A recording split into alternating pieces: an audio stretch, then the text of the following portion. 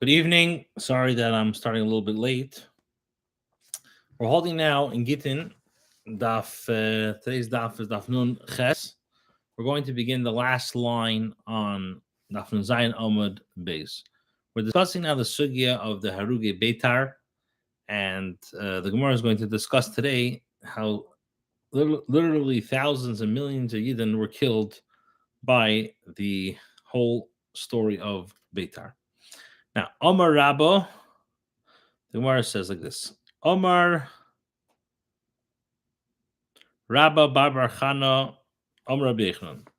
So Rabba Bar Chana says in the name of Rabbi Yochanan. Arboim saw 40 saw Ktsutze Tefillin Nimtso Barosha Harugi Beita. They found 40 saw full of boxes of tefillin. They found on the heads of those killed in Beitar, which describes how many thousands and millions of Yidden were actually killed. Yana Rabbi Shmuel Amar Shloish Kupes Shel Arboim saw that Rabbi Yani says that there were found 3 large baskets, each holding 40 saw of tefillin. Masnisa Tana, and when the Beis was taught, Arboim Kupes Shel Shalish Sin, there were 40 large baskets, each holding 3 saw of tefillin. And the Gemara says, "V'lei pligi," it's really not a machlekes. Ha the Reisha, and ha the Dara. The Chachamim who say that the tefillin was referring to the head, whereas the other Chachamim were referring to the arm. In other words, they're referring to different types. And when it came to the hand, there's only one compartment. When it comes to the tefillin shareish, as we know, there's 4 compartments there. Amar Rabasi, the Rabasi says, "Arboim kabin meich nimtzo al even achas." 4 kav of brains from children whose skulls were smashed were found on 1 stone. Ula Amar, Ula says Tisha kabin, that there were 9 kav. Amar of Kana vitema shela bar mori, my kra basbava hashaduda ashti shishalim loch. He says, what does it mean?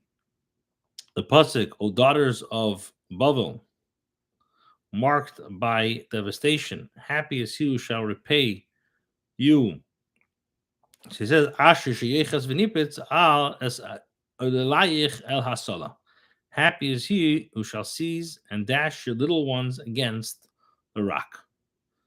Pasuk says, B'nei Tzion hayikorim hamusuloim bepaz. The precious sons of Tzion, comparable to fine gold. What does that mean? My misuloim bepaz. What does it mean? Comparable to fine gold. If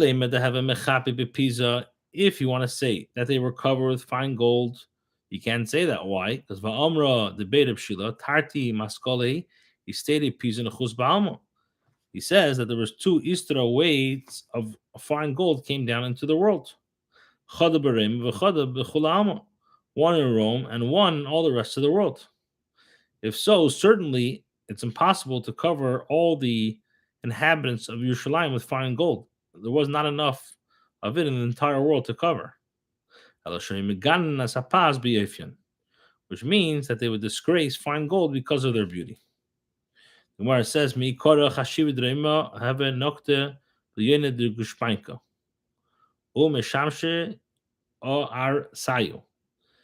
beginning, the noblemen of Rome would keep an image of a seal by their beds and have relations opposite that image, so that they would have children with similar beauties.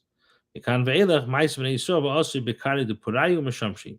this point on, in other words, from the time of this revolt, they would bring Jewish children, tie them to the foot of their bed, and engage in relationships from them because the Yiddish kinder were very, very handsome, and they wanted also to have such children. Now, it says there's a story that one of them said to the other, "Ha heichiksivi, where is this affliction written in the Torah?" So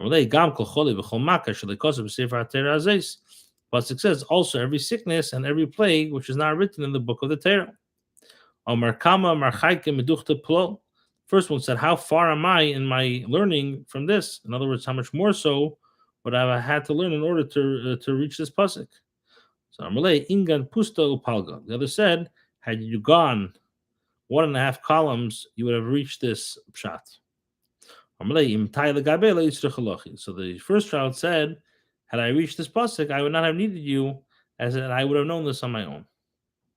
Amar Rav Yehuda Amar Shmuel Mishun, Rav Shimon ben Gamliel Ma'idich Chsev Eini Oilolo L'Nafshi Mikol B'nei Siri. Yehuda says in the name of Rav Shimon ben Gamliel, what is the pasuk? What does it mean? My eye affects my soul because all the daughters of my city. Arba meis badik nesis hayu bekracht beter. B'chol achas v'achas hayu be'arba meis malandi tinekas. B'chol echad v'echad hayu lefanim arba meis tinekas shel Beis Rabban. There were 400 shuls in the city of Beitar, and each and every one of them, there were 400 teachers, and each and every one of these teachers had 400 teachers. So it was a massive, massive population over there. And when the enemy entered there, the children would stab them with their pens. And when the enemy prevailed and caught them, they wrapped the children in their scrolls and lit them on fire. We learned in our Beis. It was a story that Rabbi Shua ben Hanania, who once went to the great city of Rome, they said to him, they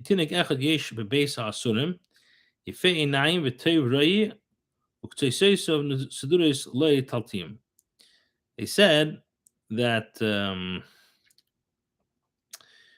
he said like this. There was a Maisa Rabbi Shua ben Hanania who once went to the great city of Rome. They said to him, there's a child in prison whose beautiful eyes and an attractive appearance, and his curly hair is arranged in locks. Yeshua went and stood by the entrance of the prison. So he said, like he was speaking to himself, who gave Yaakov for a spoil and Edom to the robbers? So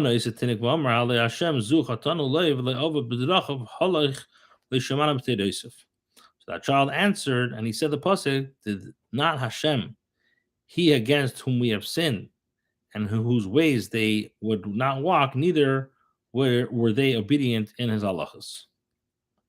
Now, Omar, Yeshua said, I'm certain that this child will be a Meida Hida, a ruling in Klal Yisrael. He's a very wise person. And he said, Ha'aveda, I take a shvua by the Beis Hamikdash, she'eni zaz mikan ad she'eftenu b'chol moment she'pesin alav. I take an oath that I will not move from here until I ransom him for whatever money they set for him. Amru, they said, Manu. So they said that they did not move from here until he ransomed him with a great sum of money. And not even a few days passed, and this child became a Meir Rabbi Yisrael. And who was that? Rabbi Shmuel ben Elisha. Amar Rabbi Rav says, there was a story involving the son and daughter of Rabbi Shmuel ben Elisha, the Kohen Gadol, who were taken captive and sold into slavery to two different masters. The Yomim is that after some time, these two masters met in a certain place.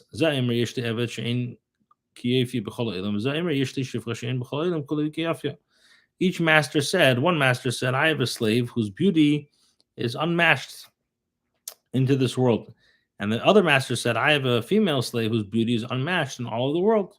So Amr, the two masters said, Bo v'nasim zelazeh, let us marry these two slaves to one another, and we'll divide the children born to them between us.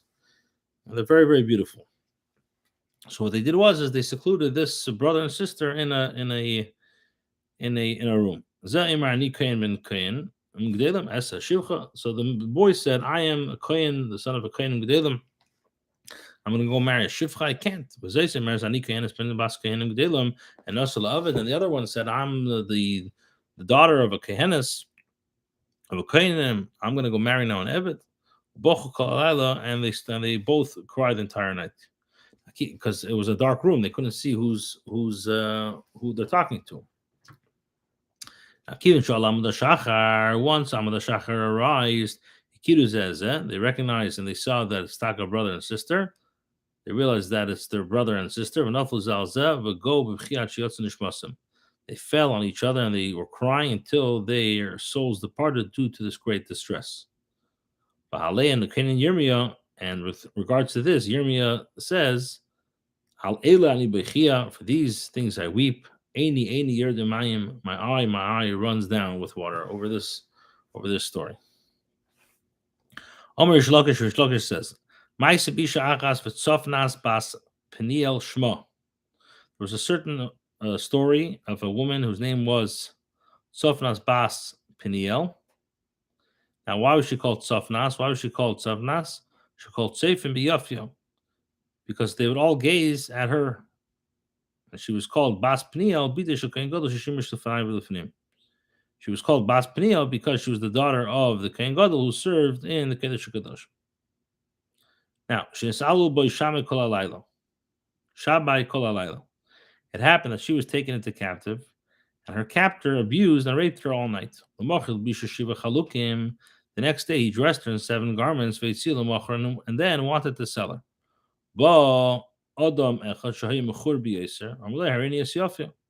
So then there was this disgusting guy that came and said, I want to see your beauty. So Amarlei, the seller said, Reika, you're empty. If you want to take her, good. There's nobody as beautiful as her in this world, and if not, then move on. So Amarlei, so the potential buyer said to the seller, even so, I want to see myself. Shita Shisha Chalukim, he removed the 6 garments. Ushvi Karatu V'Nespalsha Be'efer. And she removed, in other words, she tore the 7th garment and rolled in ashes. Amar Lefanav, she said before Hashem, even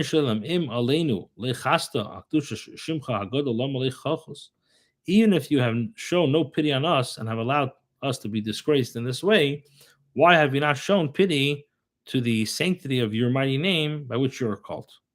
And on this, Yirmiyah cries and says, Bas ami chigra sok v'yispalshi ba'efer evel yochid asilach mispad tarmudim kipisem yove hasheded alenu. He says, O daughter of my people, gird yourself with sackcloth and roll in ashes. Make your mourning as for an only son. Most bitter lamentation, for the spoiler shall suddenly come upon us. Now, alayich le'nemar, it does not say upon you, ela aleinu, but on us. Kivyocha alay v'alayich b'asheded. It doesn't say upon you, it says upon us, for the spoiler shall come, as it were, both over me and over you. Hashem himself shares his pain, and his name is also disgraced. He says, what is the pasuk that says, so they oppose a man and his house, even a man and his heritage. There was an incident involving a certain man who set his eyes on his master's wife, and he was a carpenter. So one time his master needed to borrow some money. So this guy told him, send your wife to me and I will lend her the money. He sent his wife to him, and this woman stayed with him for 3 days. So the husband asked, where's my wife? So he said, I sent her back immediately. But I heard that the youth abused and raped her on the way. So the master said to this guy, so what should I do? So he said, if you listen to me, divorce her. So he said, ksuba that I have to pay her is a lot of money. So he said, I'll lend you the money and you pay up the ksuba. So the master listened and he divorced his wife. And this this carpenter, went and married this woman. Once when the time came to pay back the chayiv and he didn't have what to repay, he said, come and work off your chayiv to me. So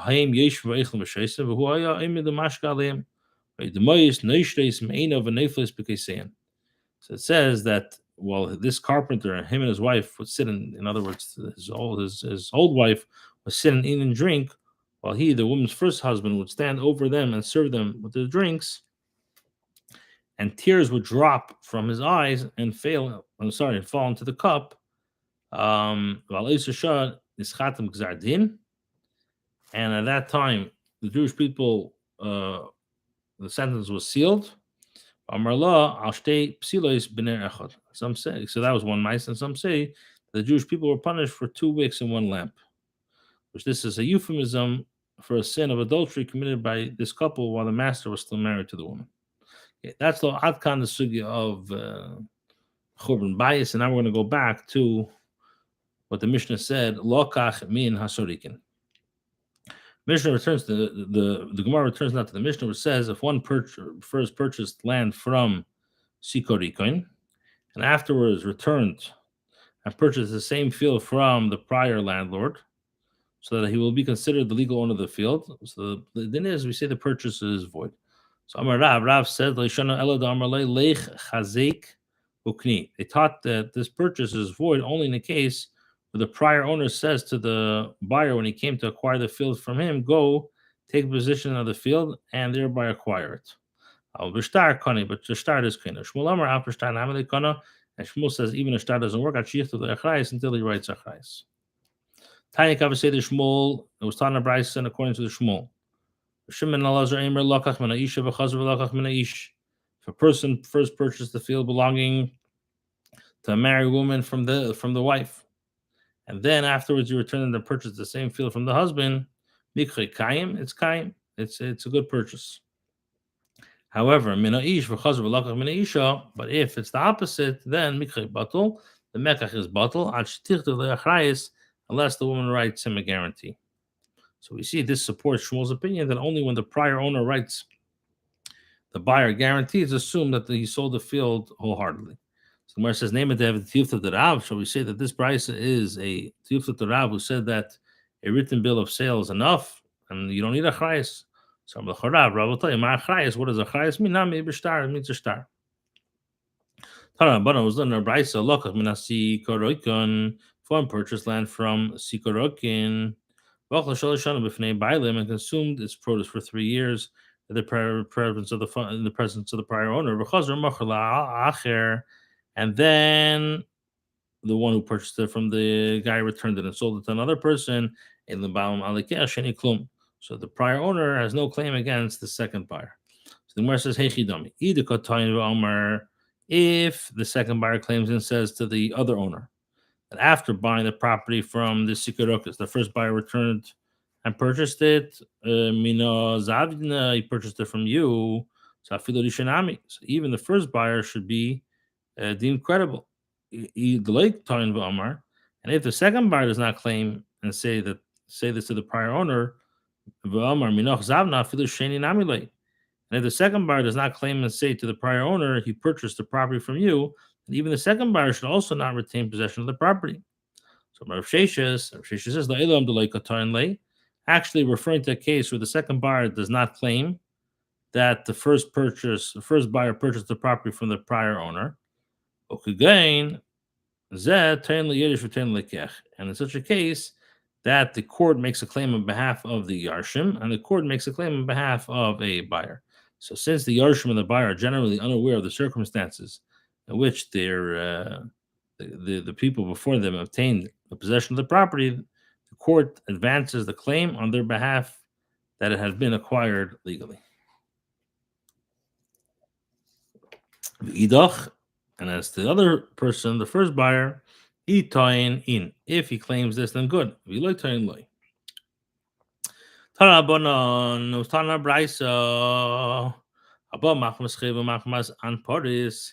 property comes into one's possessions due to payment of a chayv or due to unjust seizure, there's no halacha of sikarokin on paris atzma, and the unjustly seized land itself, it has to remain in the possession of the goy who seized it for at least 12 months before another buyer can take possession of it. Gemara asks, but you just said that the halacha sikurakan does not apply. So the Gemara answers and says, sikurakan atzma. This what the Beis says that the property purchased from sikurakan himself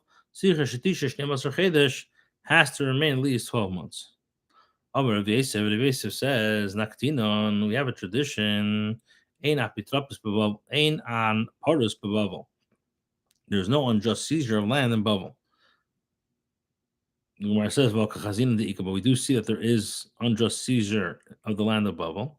Aleima ein din an parus bebavel. Rather say that there's no law of unjust seizure in Bavel, meaning that this halacha is not applied in Bavel. My time, what's the reason? Since there is a regional seat of government, and yet the owner does not go, so again, since there is a regional seat of government, and yet the owner does not go and complain before it that his property has been seized, so say that he waived his rights to the property. Gemara says, Gidol bar ila kaba ara betaxume be boga. Gidol bar Ilai received land from the residents of a certain valley in exchange for payment of the land tax. In other words, all the residents of the valley would jointly pay the land tax. After some of the residents had gone away, those who remained authorized Gidol bar Ilai to use the land on condition that Gidol would pay the land tax on their behalf. So Gidol gave them money for 3 years in advance, although the tax was ordinarily paid annually. So if also Gidol gave them money for 3 years in advance. Eventually after the first year, the prior owners came and said to Gidol, Amarule shata kamaisati hafta chalt hashtanan yavinan achilnon. So they said, with regard to the first year in which you pay the tax, you've already consumed the produce. Now you will pay the taxes and you will consume the produce, and you shall have no further rights to it. So also, the parties came before the papa to decide the case. At first, he thought of writing for Gidol a document of authorization to repossess the property against the residents of the valley. So he says, if so, you're doing a sikurakin. Rather, we're talking about a case that Gidol places money on the horn of a deer, meaning that he himself put his money in jeopardy. The money he advanced is regarded as a gift, and he has no right to demand it to be reimbursed. The Mishnah says, this is the initial version of the Mishnah. Beis din shalachrein amru. Later, the court of those who came after the Chachamim composed the Mishnah said, those who purchased a field from a sikarokin, he must give the prior owner 1/4 of the field's value. Amar Rav said, he gives him 1/4 of what he paid by giving him a portion of the land, or else 1/4 in money, whichever he prefers. Shmuel says he gives him 1/4 of the land, which is 1/3 of the money that he paid.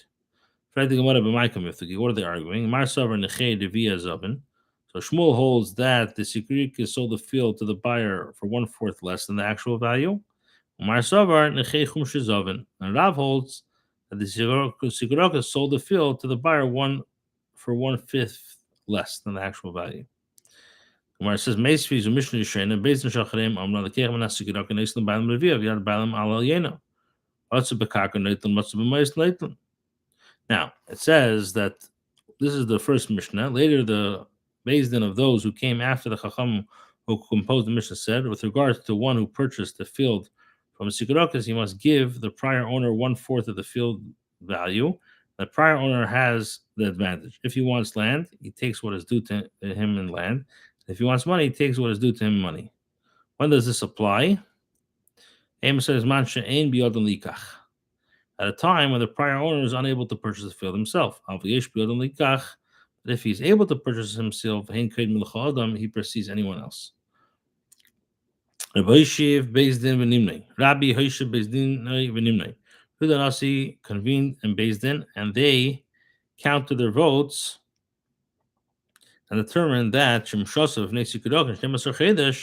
that if the field remained before, in other words, in the possession of the Sikudokas for 12 months, then whoever first purchases the field acquires possession of it. But he must give the prior owner 1/4 of its value by giving him a portion of the land or 1/4 in money. This is according with the statement of Rav, but it's a Shiloh and Shmuel.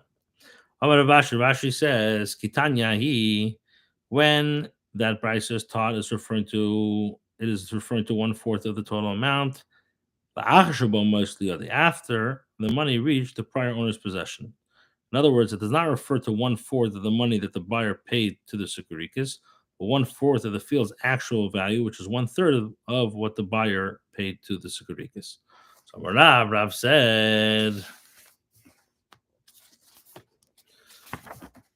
So now Rav says, second. I was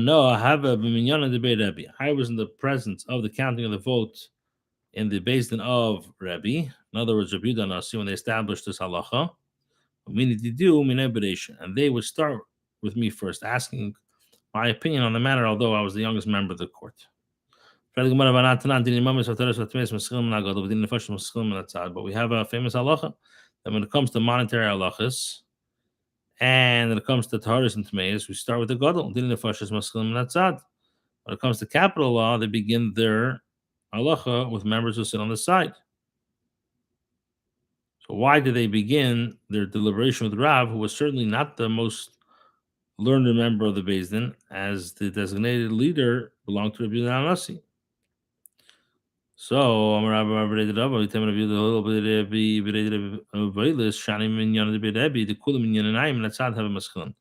counting of the vote in the Beis Din of Yehuda was different, as all of their deliberations and countings of the vote would begin with the junior member sitting on the side, because Rabbi Danasi was held in such a high esteem that once he expressed his opinion, nobody else had the chutzpah to contradict him. Now, from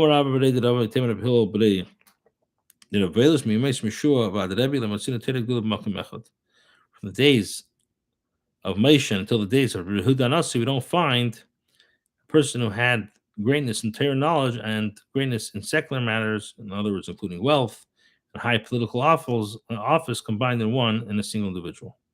But Rabbi Yeshua also was Torah Gdul b'makom echad. Have a Lazar, have a Lazar, have a Pinchas, have a Pinchas. So where it says, wasn't there a Lazar? So let me just read again. The Gemara says, have Yeshua, but wasn't there Yeshua? So the Gemara says, have a Lazar. During his day, there was a Lazar. So the Gemara says, have a Lazar, have a Pinchas. Wasn't there a Lazar? So the Gemara says there was Pinchas. Have a Pinchas, have a Skin. So the Gemara says, have a Shol. Wasn't there Shol? It's also Tegul Makom Echad. The Gemara says, have a Shmuel. No, there was Shmuel also. But didn't Shmuel pass away in Shol's lifetime? So it says, Kulish Neikam. I mean that all the years they were like this. And whatever, have a David. Wasn't there David? Where it says, have a Ida Hayori. There was Ida, was also equal to David in Torah knowledge. But didn't Ira pass away in David's lifetime? So my answer is Kulish Shnei Ba'inan. We require that he be the leading figure in Torah and Gdula for all the years that he is the leader of the Jewish people. For Gemara, wasn't there Shleima Melech? So it says Havishim ben Gari. For Gemara Bakatli, but they killed him. So it says Kulish Nakaminan. Again, we meant to say that in the days of Moshe, the days of Rabbi Yehuda Nasi, there was no other single individual who had Torah Gedula all of his years. So the Gemara says, have a Chizkiah. Wasn't there Chizkiah? So the Gemara says, have a Shevna. There was Shevna. Ha'ikto, wasn't he killed? So it says, Kula Shnei Kamina.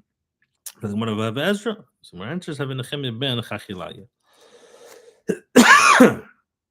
Amar Rava b'nei Rava. Afani Emer Meis Rebbe Vad Reb Ashi Lematzin Tegul Makom Echad. Regel Munur B'Loi have a Huna Barnosan. Shani Huna Barnosan. The Mechav have a Kayef like Reb Ashi. Huna Barnosan is different as he himself was subordinate to Reb Ashi, who was superior in both Teda Gdula by him.